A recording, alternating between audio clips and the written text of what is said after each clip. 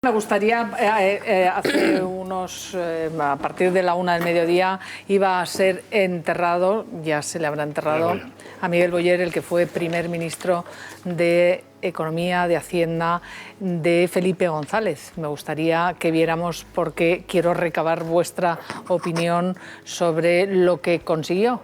Miguel Boyer, el hombre, el ministro, se le llamaba superministro, que liberalizó las medidas económicas, la política económica, contra viento y marea, contra el propio vicepresidente del gobierno entonces, Alfonso Guerra, que era de armas tomar, y los sindicatos que se pusieron de uñas, y con esa medida que ya comentábamos ayer, esa expropiación de Rumasa, francamente mejorable, criticada e incluso por los tribunales. Vamos a verlo.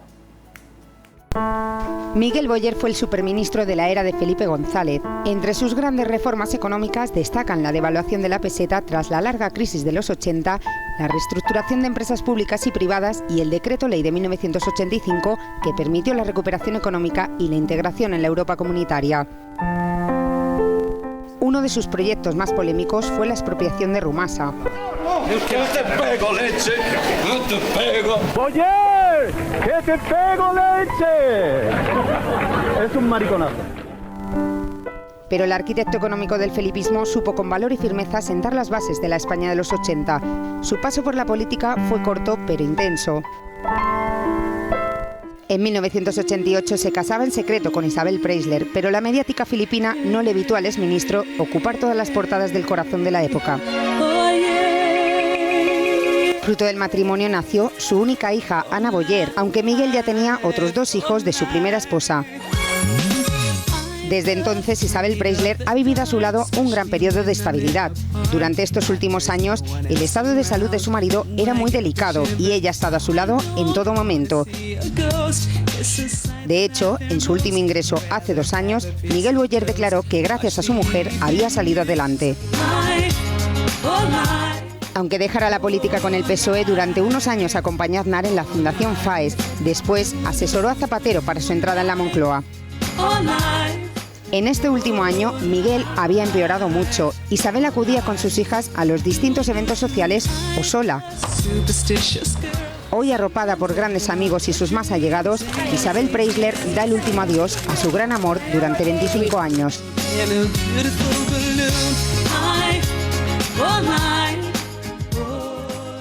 ¿Tú conociste a Miguel Boyer? Sí, era un personaje intelectualmente muy poderoso. Yo diría que es más liberal, compasivo, al decir del estilo americano, que socialista stricto sensu. Estuvo muy poco tiempo, la verdad.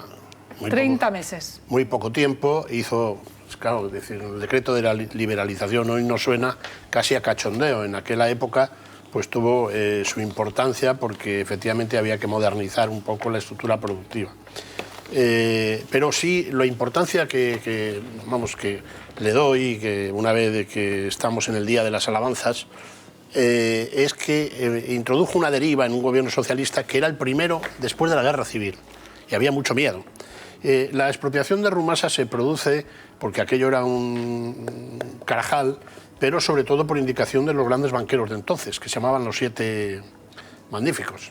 El señor Botín, el señor Escámez, había un montón, luego quedó solamente en uno. Y luego lo que no tuvo un pase fue el tema de la venta de la Rumasa expropiada, donde ahí los fiscales se podían haber dado una jartá y no pasó nunca nada. Y termino. Es muy moderno en el sentido de que fue muy saltimbanqui desde el punto de vista ideológico y político. Primero con Aznar, pierde Aznar, luego me voy con Zapatero. Bueno, eso en Europa, en la Europa de la beautiful people, es muy moderno. Ayer en la redacción a mí me llamaba muchísimo la atención de que la mayoría de pésames que llegaban, o muchos de los pésames que llegaban, eran de cargos del Partido Popular y de personas próximas al centro de derecha. De hecho, la primera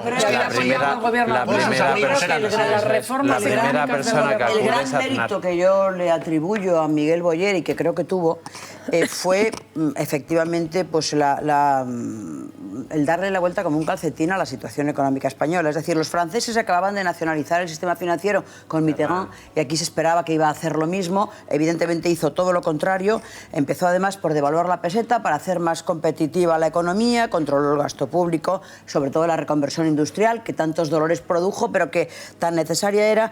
Y efectivamente, 1 millón de parados, ¿eh? Ayer Cándido Méndez le calificó como un liberal paradójico. Sí. A mí me pareció una buena calificativo, porque además él tuvo grandísimos enfrentamientos con la UGT por sus políticas y no fue vicepresidente económico porque Guerra le tenía súper enfilado. Si no hubiera llegado a vicepresidente. Políticas de ajuste y reforma durante los 2 años y medio que estuvo en el gobierno socialista fueron muy contestadas por el aparato del PSOE y además fueron muy contestadas por los sindicatos. Y es que es verdad, el PSOE siempre se ha despachado muy mal con sus ministros de Economía, han sido todos unos liberales. Bueno, pero... Empezando con Boyer y terminando con... Pero bueno, esta faceta que a mí me parecía sorprendente esta mañana e incluso desde a lo largo de todo el día de ayer, la faceta sentimental de Miguel Boyer, como era comentada en todos los programas, no del corazón. Es que fue muy fuerte. El hecho sí, bueno, pero pero luego... Ya, pero que un personaje 26 años de amor después con Isabel Preisler, como no final, desde hace 2 años... de amor con nadie, no, hombre, pero no quiero ponerme frívola, quiero ver cómo final de su vida, desde que tuvo... No, es que desde que tuvo ese derrame cerebral... No, pero yo hablo del momento en el que tuvo el derrame cerebral, como los cuidados que ha tenido durante todo este tiempo, como hemos visto en el vídeo. Yo no sabía que el propio Miguel Boyer dijo que gracias a los cuidados de su mujer, pues había podido salir adelante. Estuvo tan grave que en el hospital, en el Ruber, cuando le llevaron, dijeron que estaba al borde de la muerte y fue hace 2 años. Del 19 de junio, del nuevo rey. ¿Tú? Estuve con ella y me estuvo contando, le pregunté y me dijo, bueno, ahí está muy cuidado, muy tal, y, en fin, pero hasta ahí puedo llegar. Mi opinión tampoco es relevante respecto a tal. Yo creo que esta es una mujer del Renacimiento. De todas formas, yo he echado de menos en muchos análisis, no tanto, por ejemplo, en este medio de comunicación, en periódicos, papel y demás, que muchas personas o muchas tertulias se ha puesto el foco de atención en su vida personal o en la fotografía del disfraz de Superman y del ay que te meto para arriba y para abajo, que no en su currículum económico como transformador de una España en la que decir... No, perdona, pero eran personas... pero marcó un cambio. Son personajes que en lo económico yo creo que al medio y largo plazo nos daremos cuenta de lo que han hecho. Por ejemplo, a mí el otro día me ponían como ejemplo Rodrigo Rato. Rodrigo Rato hoy, por ejemplo, tal vez en la economía sea muy contestado y demás, pero puede que a medio y largo plazo nos demos cuenta de que ha habido cosas que han hecho que son importantes. Creo que Boyer, en este caso, también que hizo algo importante. Felipe González en la Moncloa, en octubre del 83, hubo un viaje que asistí, un viaje fuera, y se le preguntaba mucho, pero presidente, ¿cómo mantienes a Miguel Boyer de ministro de Economía? Y él siempre decía, Willy Brandt, la principal enseñanza que obtuve de Willy Brandt era nunca toques al ministro de Economía, defiéndelo bajo cualquier concepto. Luego le hizo mangas y capirotes. Oye, hablando